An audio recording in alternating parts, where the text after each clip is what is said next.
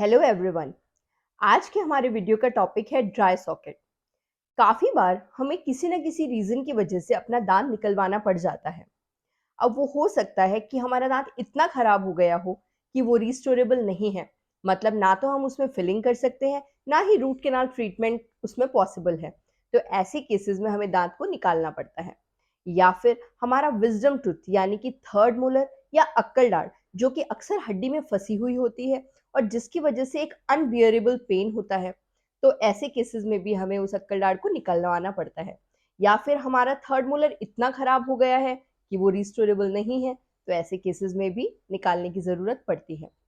तो फ्रेंड्स, अक्सर ऐसा होता है कि दांत निकालने के 3 या 4 दिन के बाद दर्द हमारा ठीक हो जाता है। लेकिन कुछ केसेस में ऐसा होता है कि 3 या 4 दिन के बाद एक इतना अनबियरेबल पेन हमें फेस करना पड़ता है और एक बहुत ही फाउल स्मेल उस एक्सट्रैक्शन सॉकेट से आती है। तो समझ लीजिए ऐसे केसेस में आपको ड्राई सॉकेट हो गया है। अब फ्रेंड्स, जानते हैं कि ये ड्राई सॉकेट क्यों हो जाता है। इसके लिए हमें सबसे पहले समझना पड़ेगा कि अक्सर एक्चुअल में ड्राई सॉकेट है क्या। जब भी हम दांत को निकलवाते हैं तो उस जगह पे एक खाली एरिया बन जाता है जिसको हम एक्सट्रैक्शन सॉकेट कहते हैं। वो जो खाली एरिया होता है, उस एरिया में खून का थक्का जमता है।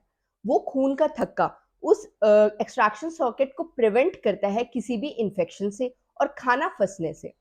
लेकिन अगर किसी रीज़न से वो खून का थक्का उस पोज़ीशन से हट जाए या डिसलॉज हो जाए, तो ऐसे केसेस में एक्सट्रैक्शन सॉकेट के अंदर खाना फँसने के और बैक्टीरियल इन्फेक्शन होने के चांसेस बहुत ज़्यादा बढ़ जाते हैं।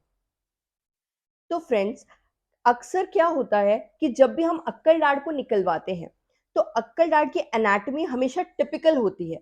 उसमें काफ़ी बार 2 जड़ें, 3 जड़ें या फिर मल्टीपल रूट्स देखने को मिलती हैं। काफ़ी बार 4 या 5 जड़ें भी देखने को मिलती हैं। तो ऐसे केसेस में जब भी उस दांत को निकाला जाता है, तो उधर एरिया एक्सट्रैक्शन सॉकेट का एरिया बहुत बड़ा हो जाता है। वैसे तो हम सूचरिंग करके उसको प्रिवेंट कर लेते हैं, लेकिन काफ़ी बार जब वहाँ पे सूचर्स नहीं दे पाते या फिर वो एरिया इतना ज़्यादा बड़ा हो जाता है, तो उसके आस-पास की जो बोन होती है या नर्व्स या ब्लड वेसल होती हैं, वो एनवायरनमेंट के कॉन्टैक्ट में आ जाती हैं। तो वहाँ पे फूड एनलॉजमेंट यानी कि खाना फँसने के चांसेस बहुत ज़्यादा बढ़ जाते हैं।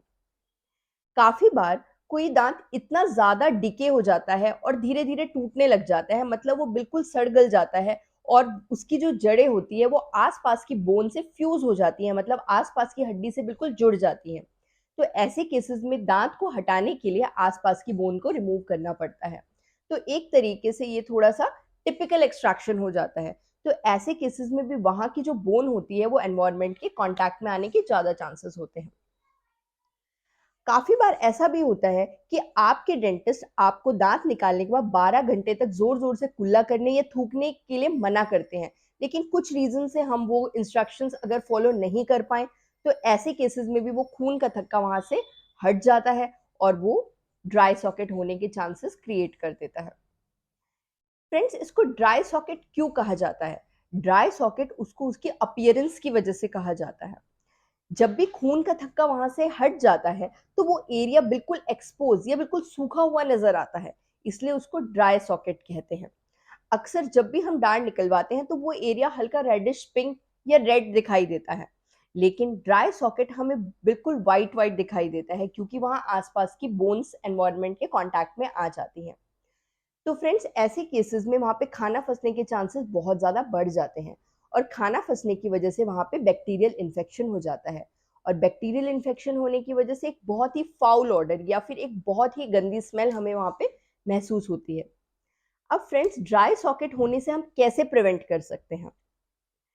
जब भी आप कभी दांत निकलवाएं, तो जैसा आपके डेंटिस्ट आपको इंस्ट्रक्शंस देते हैं, यानी कि 12 से 24 घंटे तक जोर जोर से थूकना नहीं है या कुल्ला नहीं करना, ये सिचुएशन फॉलो करनी बहुत ज़्यादा ज़रूरी है। नेक्स्ट, कि जब भी आप दांत निकलवाएं, तो स्ट्रॉ का यूज़ ना करें। इसके स्ट्रॉ यूज़ ना करके कभी भी आपको कोई लिक्विड कंज्यूम करना है, तो धीरे धीरे सिप करके पिएं। उसके अलावा कम से कम 1 दिन लिक्विड डाइट या बिल्कुल ही सॉफ्ट डाइट लें और स्पेशली उस एरिया की सफाई का ध्यान रखें। तो फ्रेंड्स, ये कुछ टेक्निक्स हैं जिनसे हम ड्राई सॉकेट होने से प्रिवेंट कर सकते हैं। लेकिन काफ़ी बार ऐसा होता है कि एक्सट्रैक्शन सॉकेट बहुत बड़ा होने की वजह से ये चीज़ें फॉलो करके भी ड्राई सॉकेट को होने से प्रिवेंट नहीं किया जा सकता। अब बात करते हैं कि बाय चांस हमें ड्राई सॉकेट हो गया है, तो उसके लिए क्या ट्रीटमेंट हमें फॉलो करना चाहिए। ड्राई सॉकेट होने के बाद भी आपके डेंटिस्ट अक्सर आपको जो एंटीबायोटिक्स और पेन किलर्स देते हैं, वो ड्राई सॉकेट होने के बाद भी आपको कंटिन्यू करनी है।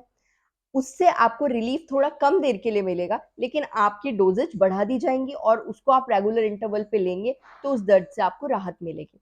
उसके मेडिकेशन के अलावा आपको अपने डेंटिस्ट से मिलना है, वो उस एरिया में रेगुलर इंटरवल पे कुछ ड्रेसिंग्स करेंगे, जिससे कि वहाँ के इन्फेक्शन को हील करने में हेल्प मिलेगी। देखिए फ्रेंड्स, ड्राई सॉकेट का पेन बहुत ज़्यादा सीवियर होता है और अनबियरेबल होता है। लेकिन अगर आप रेगुलर इंटरवल पे अपने मेडिकेशन ले रहे हैं और अपने डेंटिस्ट से मिलके रेगुलर टाइम पे ड्रेसिंग्स करवा रहे हैं और हल्के गुनगुने पानी में नमक डाल के रेगुलर इंटरवल पे कुल्ले कर रहे हैं, तो ड्राई सॉकेट के पेन को कम करने में आपको बहुत ज़्यादा हेल्प मिलेगी। फ्रेंड्स, ड्राई सॉकेट का पेन होता तो अनबियरेबल है, लेकिन आप ऐसा मत सोचिए कि वो ठीक नहीं होता है। उसको ठीक होने के लिए 1 हफ्ते से 15 दिन का टाइम अक्सर लग जाता है। तो फ्रेंड्स, आज का हमारा वीडियो यहीं तक था। आई होप हमारा आज का वीडियो आपके लिए हेल्पफुल था और भी बहुत सारे आपके यूज़फुल वीडियोज़ के लिए आप हमारे चैनल के साथ जुड़े रहिए। So take care of yourself and your oral health and brush twice a day.